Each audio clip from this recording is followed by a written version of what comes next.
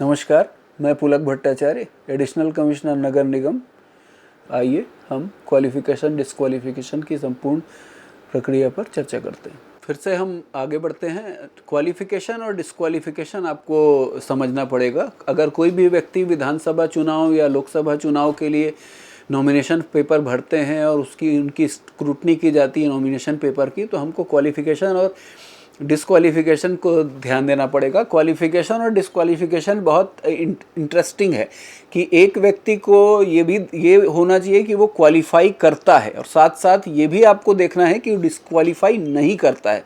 तो इसीलिए भारत निर्वाचन आयोग द्वारा और आरपी एक्ट 1951 में ये दोनों व्यवस्थाएं दी गई हैं कि क्या क्या क्वालिफ़िकेशन है और कौन कौन सी डिस्क्वालिफ़िकेशन है। तो व्यक्ति को दोनों चीज़ें अट्रैक्ट होनी चाहिए कि वो क्वालिफाइड हो, साथ साथ डिस्क्वालिफाइड ना हो। फिर सेकंड पॉइंट एक और आता है कि आखिर ये क्वालिफ़िकेशन की डेट क्या होगी। तो यहाँ ये बिल्कुल ध्यान देना है कि कदापि ये डेट जो है वो नॉमिनेशन की डेट नहीं होगी, ये डेट स्क्रूटनी की डेट होगी। ध्यान देंगे, अगर कोई व्यक्ति आपके समक्ष नॉमिनेशन पेपर फॉर्म भरता है, नॉमिनेशन पेपर जिस तारीख को फॉर्म भरता है उस तारीख को वो अपनी मिनिमम एज को पूरी नहीं कर रहा है, परंतु जिस तारीख को स्क्रूटनी होनी है उस तारीख को वो मिनिमम एज को पूरी कर रहा है, तो ऐसी स्थिति पे उसका नॉमिनेशन पेपर रिजेक्ट नहीं होगा, क्योंकि कट ऑफ डेट जो है वो डेट ऑफ स्क्रूटनी है, न कि डेट ऑफ नॉमिनेशन है। इसलिए कृपया कट ऑफ डेट के बारे में बिल्कुल कन्फ्यूजन कोई न रखें, क्योंकि ये ऑब्जेक्शन बिल्कुल आ सकता है कि उसके पास में ये कागज़ नहीं था जिस दिन उसने नॉमिनेशन पेपर जमा कराया, कास्ट सर्टिफिकेट नहीं था, उसने बाद में बनवाया। तो ये सारे कोई भी इशू नहीं है। कट ऑफ डेट जो है डेट ऑफ स्क्रूटनी ही है। हमको क्वालिफ़िकेशन कई प्रकार के होते हैं। एक सबसे पहला महत्वपूर्ण है कॉन्स्टिट्यूशनल क्वालिफ़िकेशन, जो होती है citizenship of India number 1। Second जो है अर्थात भारत का नागरिक होना चाहिए, मूल बिंदु है। दूसरा ओथ और एफर्मेशन जो है वो लिया जाएगा, भारत के संविधान के प्रति वो ओथ लेगा। तीसरा मिनिमम क्वालिफाइंग एज, जो क्वालिफाइंग एज है वो डेट ऑफ स्क्रूटनी को पूरी होनी चाहिए, और ऐसा और कोई भी क्वालिफिकेशन जो भारत की लोकसभा द्वारा तय किया जाए। तो ये सभी जो है वो कॉन्स्टिट्यूशनल क्वालिफिकेशन होने चाहिए।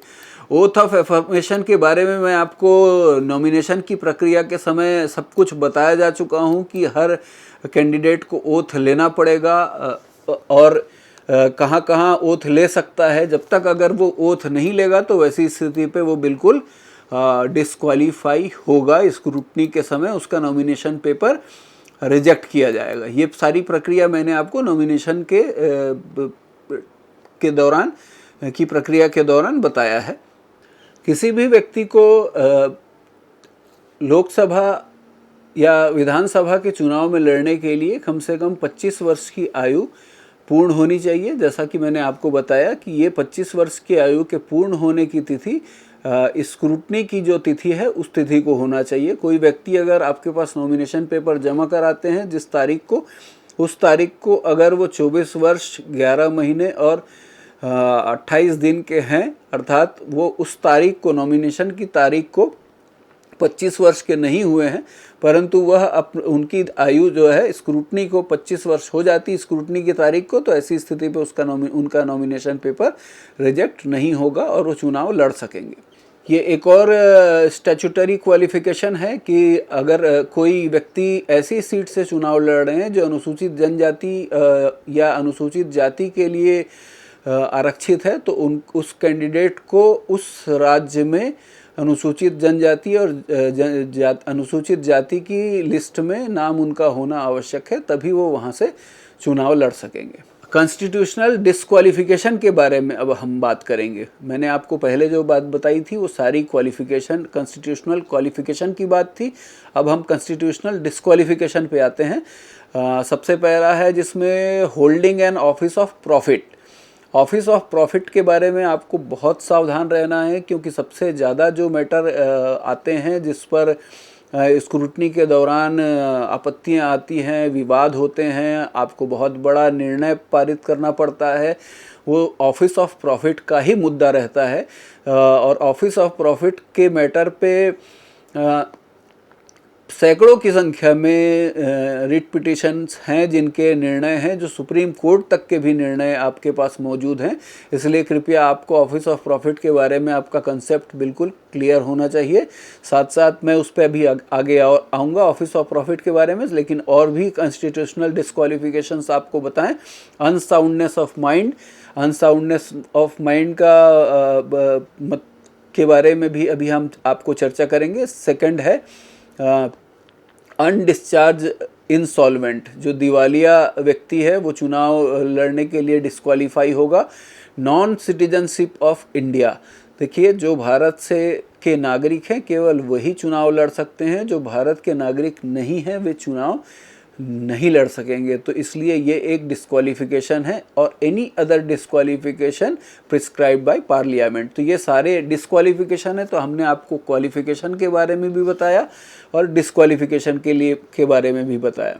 ऑफिस ऑफ प्रॉफिट के बारे में मैं आपको बताना चाहूँगा कि 3 जो मेन बात होनी चाहिए, इसके बारे में आपको सुप्रीम कोर्ट का एक निर्णय है शिवमूर्ति स्वामी इनामदार वर्सेस अगाडी संगना अंडप्पा SCC 870, और बहुत सारे ऐसे केसेस हैं। इन केसेस के बारे में आपको अध्ययन करना पड़ेगा, लेकिन एक प्राइमरी बात आपको ऑफिस ऑफ प्रॉफिट के बारे में जाननी चाहिए। सबसे पहले कि क्या उस व्यक्ति की नियुक्ति सरकार ने की है।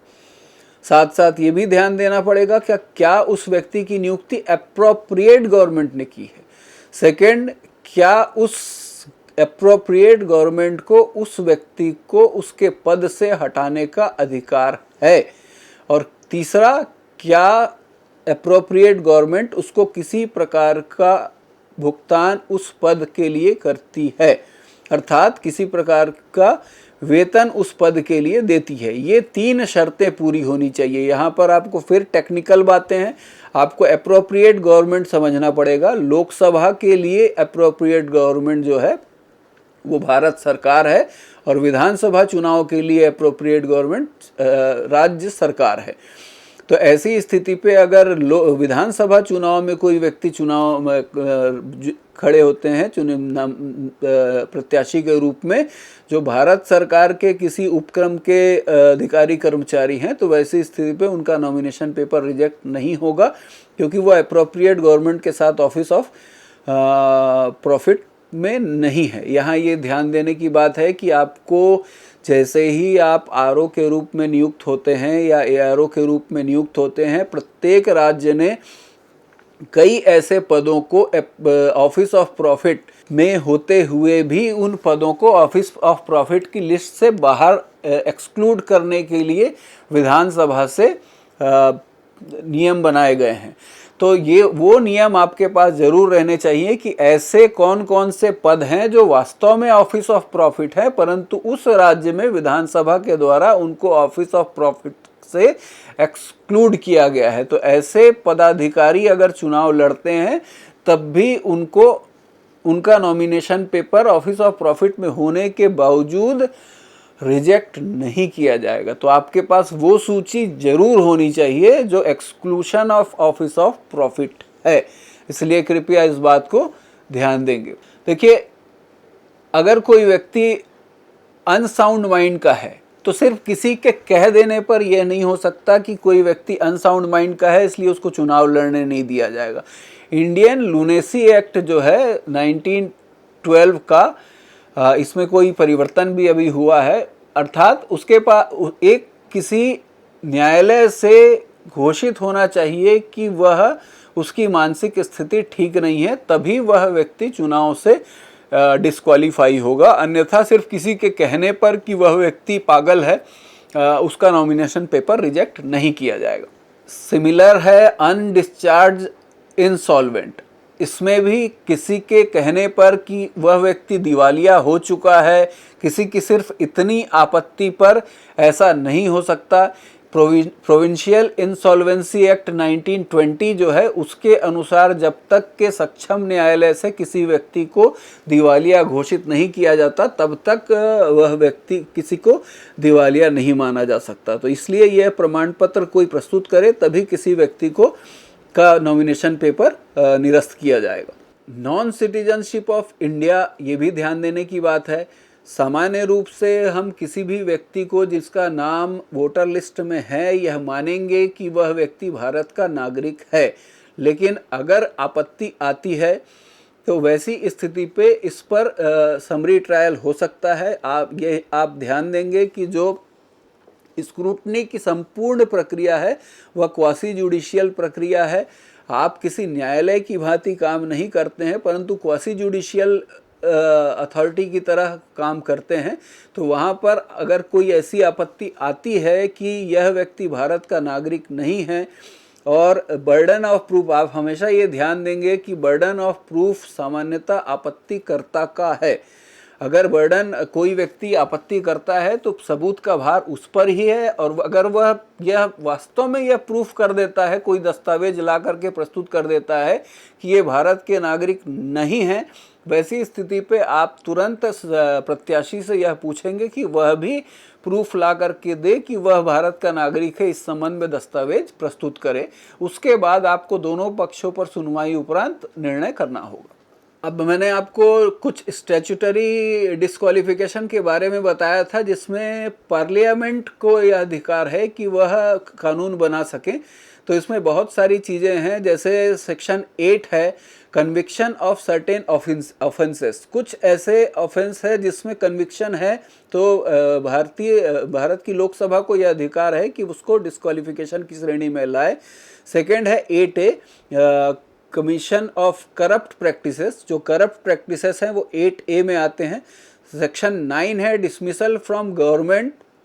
जैसा मैं आपको शुरू में ही बता चुका हूँ, 2 प्रकार के कारणों से अगर किसी को नौकरी से निकाला गया है, पहला जो है वो करप्शन और दूसरा है डिसलॉयल्टी। इस 2 प्रकार के कारण से अगर किसी को नौकरी से निकाला गया है तो वो सेक्शन 9 के आधार पर डिसमिसल होगा।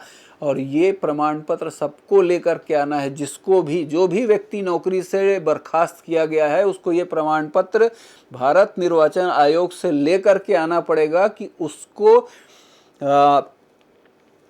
इन 2 आधारों पर बर्खास्त नहीं किया गया है। सेक्शन 9A कहता है कि कॉन्ट्रैक्ट विथ अप्रोप्रिएट गवर्नमेंट। ये भी एक डिस्क्वालिफिकेशन है। अगर जो व्यक्ति चुनाव लड़ना चाहता है उस व्यक्ति का अप्रोप्रिएट गवर्नमेंट से किसी भी प्रकार का कॉन्ट्रैक्ट नहीं होना चाहिए। ये ध्यान देना है, किसी भी प्रकार का कॉन्ट्रैक्ट नहीं होना चाहिए। और अप्रोप्रिएट गवर्नमेंट जैसा मैंने आपको बताया, लोकसभा चुनाव के लिए भारत सरकार और विधानसभा चुनाव के लिए राज्य सरकार होगी। तो राज्य सरकार से किसी भी प्रकार का कॉन्ट्रैक्ट नहीं होगा। कॉन्ट्रैक्ट से आशय ठेका आप समझ सकते हैं, जो ठेके लेते हैं वह ऐसा कोई नहीं होना चाहिए। Section 10 holding office under government company. किसी भी प्रकार की गवर्नमेंट कंपनी में ऑफिस को होल्ड नहीं करना चाहिए। हम ऑफिस ऑफ प्रॉफिट की बात किए थे। साथ साथ शासकीय सेवक किसी प्रकार का चुनाव नहीं लड़ सकता, कोई भी गवर्नमेंट एम्प्लॉय चुनाव नहीं लड़ सकता। ये सेक्शन 10 में है कि कोई holding office under government company. यहाँ पर भी अप्रोप्रिएट गवर्नमेंट देखना है आपको। 10A failure to laws account. 10A आपको यहाँ पर आ जाते हैं। 10A आप जब नॉमिनेशन पेपर पिछले चुनाव में कोई व्यक्ति चुनाव लड़ा है तो वो उसको वहाँ पर अपना इलेक्शन एक्सपेंडिचर के पूरे रजिस्टर जमा करने होते हैं। और अगर कोई रजिस्टर जमा नहीं करता है तो वैसी स्थिति पे भारत निर्वाचन आयोग उनको सेक्शन 10A के तहत कुछ वर्षों के लिए डिबार कर सकते हैं चुनाव लड़ने से। तो वो सेक्शन 10A है। स्क्रूटनी के दौरान क्वालिफिकेशन डिस्क्वालिफिकेशन में समझने के लिए एक बहुत ज़्यादा इम्पोर्टेंट जो मुद्दा है वो है कि बहुत से ऐसे नॉमिनेशन पेपर आएंगे जिसमें कन्विक्शन के बारे में जानकारी दी होगी। वहाँ पर मैं आपको पहले भी बता चुका हूँ कि एफिडेविट को आपको ध्यान से पढ़ना है। एफिडेविट में यह लिखा हो सकता है कि उनको ट्रायल कोर्ट से सज़ा सुनाई जा चुकी है, और अगर किसी व्यक्ति को ट्रायल कोर्ट से सज़ा सुनाई जा चुकी है तो निश्चित रूप से डिस्क्वालिफिकेशन को अट्रैक्ट करता है। अगर वह व्यक्ति अपने शपथ पत्र में यह लिख देता है कि उसके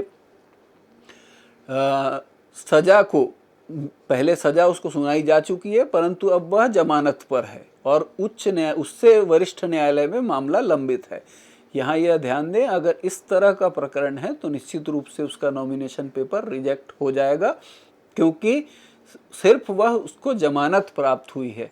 अगर जमानत के साथ साथ उसकी सजा को भी कोर्ट ने स्टे किया हुआ है, ऐसी स्थिति पे वह चुनाव लड़ सकेंगे, अन्यथा निश्चित रूप से वो चुनाव के लिए डिस्क्वालीफाइड रहेंगे। अर्थात सिर्फ बेल पर छूटे रहने से ही कोई व्यक्ति चुनाव लड़ने के लिए पात्र नहीं हो जाते, उनको उनकी सजा पर भी स्टे होना आवश्यक है।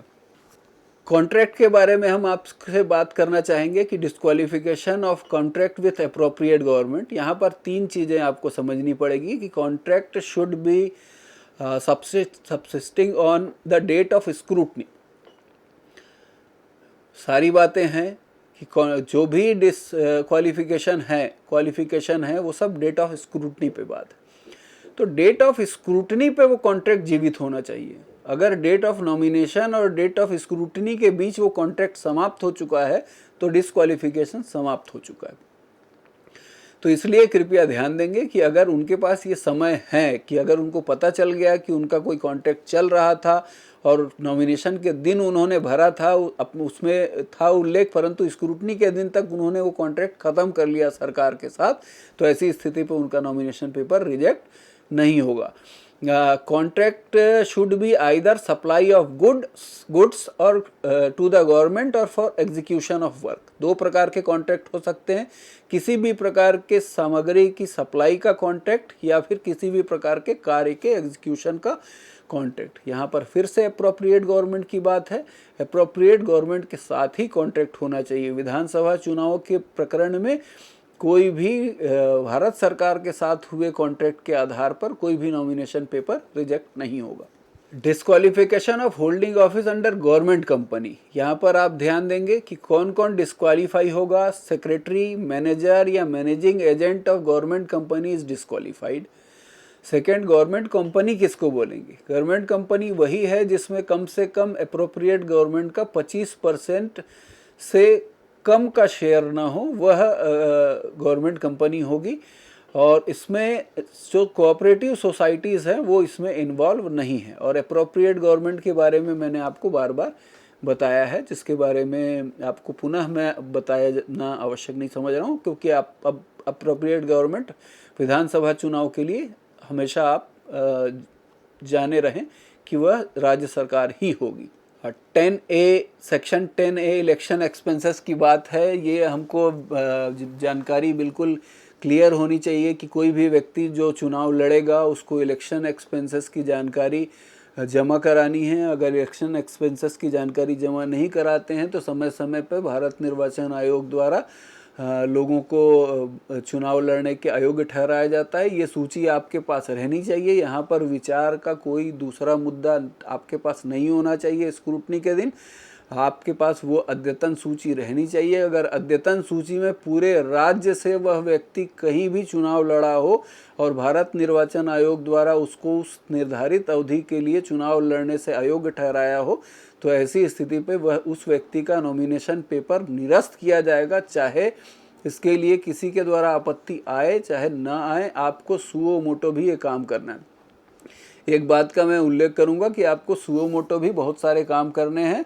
अगर आपको स्क्रूटनी के दौरान कोई भी ऐसी चीज़ दिखाई देती है तो आप सुओ मोटो निर्णय लेते हुए किसी का नॉमिनेशन पेपर रिजेक्ट कर सकते हैं।